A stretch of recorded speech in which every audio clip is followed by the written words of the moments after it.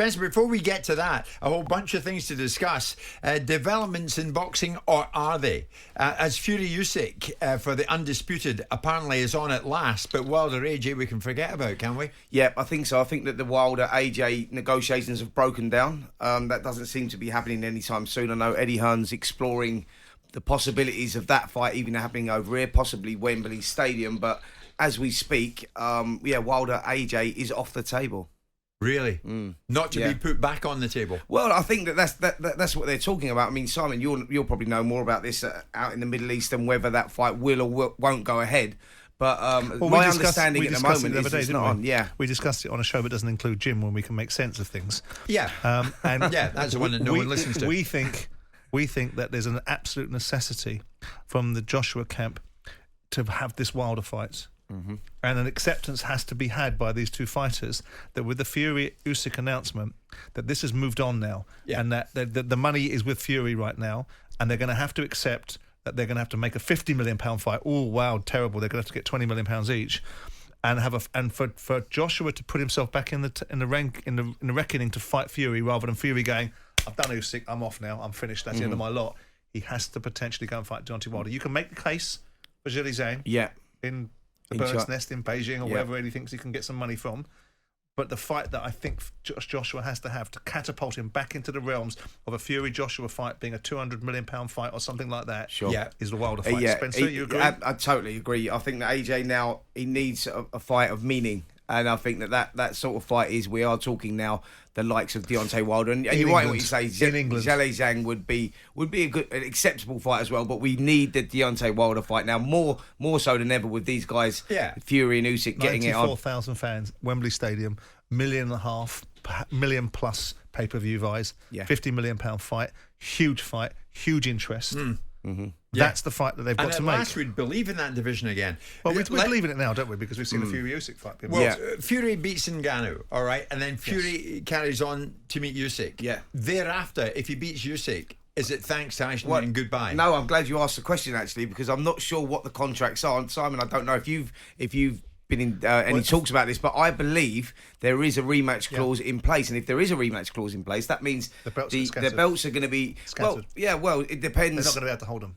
Well, they'll have to vacate the belts because of the mandatory positions of each fighter. So someone gets an opportunity. Yeah, someone will get an opportunity, but that means Tyson Fury, Alexander Usyk will be tied up for the best part of the first 6 months of next year at least. Right. So you are seeing something of a path for some of these main protagonists in the heavyweight division. What I'm seeing right now is, now that Tyson Fury, Alexander Usyk have finally signed the contracts and are getting it on, I think that now forces all the other heavyweights to go into these meaningful fights. I think that we will get the fights that we've been talking about for the best part of 3 years. It has to happen now. Yes. On the rare occasion that I tune in to listen to the two of you on your, as I hear you do listen now, extremely popular podcast. Well, someone's got to. Don't you talk about I've got my a vision. pants. I've got a bad vision right now. It's a bad one. I do know. Front and back. Steady yourselves. I do know that into the conversation came Matchroom's Frank Smith, who, as I understand it, is the chief executive, is the CEO of Matchroom. What is he, Frank? T-Boy, isn't he? T-Boy. And as I understand it, you two got onto the subject of Frank because he said something about builders. Wait, take me, enlighten me about this. Well, yeah, he done an interview, didn't he? He made. I mean, I just think some of these people are pathologically stupid.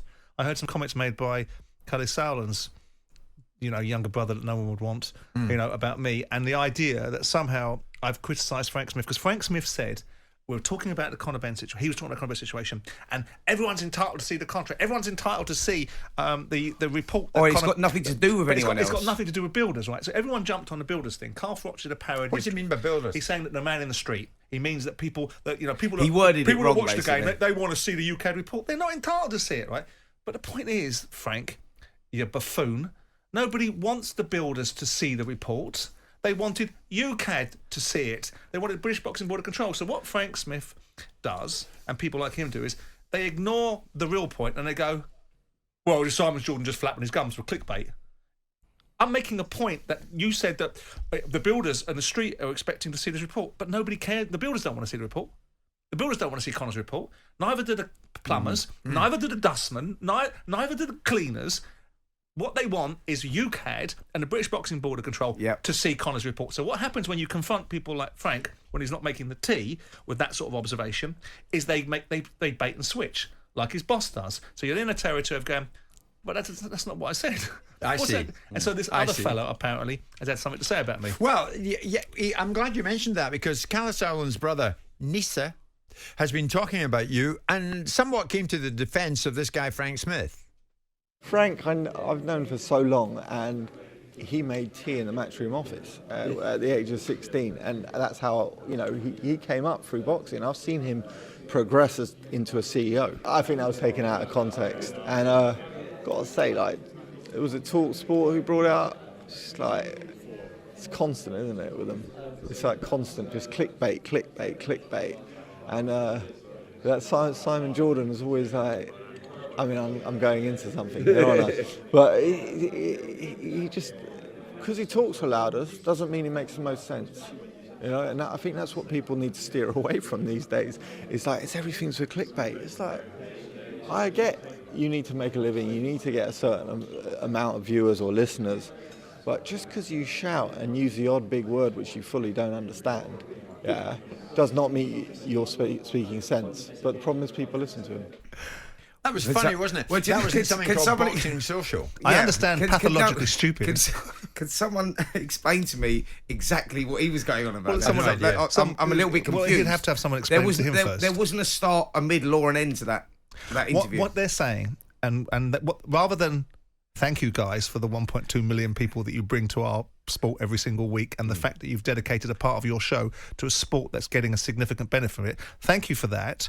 What we'd rather do is when you put us into an uncomfortable position where we start getting held to account for the ridiculous drivel that piles out of our traps, you call it clickbait. When you start asking for the truth, when somebody says, I'm not really interested, Frank Smith, in your ridiculous assertions that builders wanted to see Conor Benn's Conor Benn's report that he produced a 270-page dossier that no one's seen besides WBC, who are busy making his defence for him. Yeah. What the man in the street actually wants, is for the authorities to see it. And when you confront them with that, they go off on some ridiculous tangent. And along comes this latest village idiot suggesting that we are making observations that are based upon clickbait. I don't know what world they live in. Right? We've got an audience of 1.2 million people. We don't need to give them clickbait. No. We need to give them robust, balanced, informed opinion. We need to hold people to account, and we need to have grown-ups in the room. And this boxing world with these guys that I'm sure are very talented, not necessarily talented at stringing a sentence together, but talented in other and facets of their skill, they make these ridiculous observations. It's ridiculous. There's nothing clickbait about saying, Frank, it's a really silly comment to suggest that builders want to see the report. You're a bit of a wally. We've told you before, wait outside in the car.